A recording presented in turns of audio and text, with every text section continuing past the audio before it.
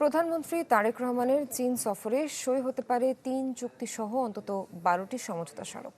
উন্নয়ন, অবকাঠামো, জ্বালানি, শিক্ষাসহ নানা খাতে এসব চুক্তি ও সমঝোতায় দুদেশের সম্পর্কের ঘনিষ্ঠতা ও গভীরতা আরও বৃদ্ধির আভাস দিয়েছেন বিশ্লেষকরা। তারা বলছেন, তিস্তা মহাপরিকল্পনা ও জিডিআই নিয়ে আলোচনায় বাড়তি গুরুত্ব দিতে চাইবে দুদেশ। মুর্শিদ হাসিবের রিপোর্টে বিস্তারিত। ঢালাইয়ের সেরা প্রিমিয়ার সিমেন্ট।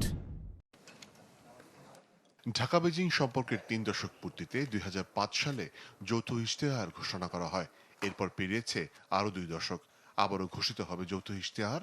প্রধানমন্ত্রী তারেক রহমানের আসন্ন চীন সফরে তৃতীয়বারের মতো আসতে যাচ্ছে যৌথ ইশতেহার বা জয়েন্ট কমিউনিকে।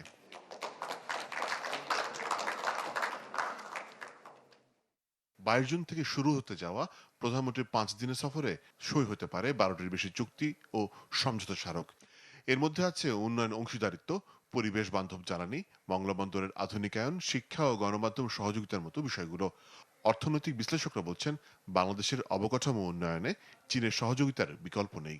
আমার এনার্জি, পাওয়ার, রোড ট্রান্সপোর্টেশন, আমার special economic zone, urban infrastructure, চাইনিজরা এই ইনফ্রাস্ট্রাকচার ইনভেস্টমেন্টগুলো খুব দ্রুত রেসপন্ড করতে পারে। তাদের এখানে রিস্ক থ্রেশহোল্ড অনেক বেশি, বা ডেভেলপিং কান্ট্রিতে এই অবকাঠামো প্রকল্পগুলো একটু জটিল। এগুলোর development, project preparation, project signing, implementation, সেই জায়গায় চাইনিজ চাইনিজ ইনফ্রাস্ট্রাকচার ইমপ্লিমেন্টাররা বেশ ভালো কাজ করতে পারে বলে দেখা গেছে পৃথিবী জুড়ে বা বাংলাদেশেও।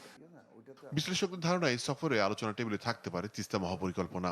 তবে বাংলাদেশের সামরিক সক্ষমতা বিকাশে চীনের সাথে অব্যাহত সহযোগিতা নিয়ে কথা হবে দুদেশের। এছাড়া বাংলাদেশের জাতীয়তাবাদী দল বিএনপি ও চীনের কমিউনিস্ট পার্টি সিপিসির মধ্যে একটি সমঝোতা স্মারক সইয়ের জন্য চূড়ান্ত করা হয়েছে। আর চীনের জিডিআই বা বৈশ্বিক উন্নয়ন উদ্যোগে যুক্ত হতে পারে বাংলাদেশ। এটি সই হলে প্রায় ১০ বছর পর চীনের গুরুত্বপূর্ণ কোনো বৈশ্বিক উদ্যোগে বাংলাদেশ সম্পৃক্ত হবে। চীনের যে এই মুহূর্তে ভূকৌশলগত গুরুত্ব, অর্থাৎ ওয়েস্ট এশিয়া থেকে শুরু করে পাকিস্তান হয়ে আমাদের দক্ষিণ এশিয়াতে, সেই ক্ষেত্রে চীনের সাথে বাংলাদেশের সম্পর্কটা আরেকটু সুসংহত করা এবং ট্রান্সপারেন্টভাবে আরও এনগেজমেন্টে যাওয়াটা আমার কাছে মনে হয় যে আঞ্চলিক ভূ রাজনীতি এবং বাংলাদেশের যে মিডল ইস্টে এক ধরনের ইন্টারেস্ট আছে সেটার সাথে গুরুত্ব পাবে। কূটনৈতিক ও ভূ রাজনৈতিক বিশ্লেষকদের মতে, প্রধানমন্ত্রীর এবারের সফরটি অতীতের যে কোনো সময়ের তুলনায় ঢাকা বেজিং সম্পর্কে নতুন মাত্রা যোগ করবে।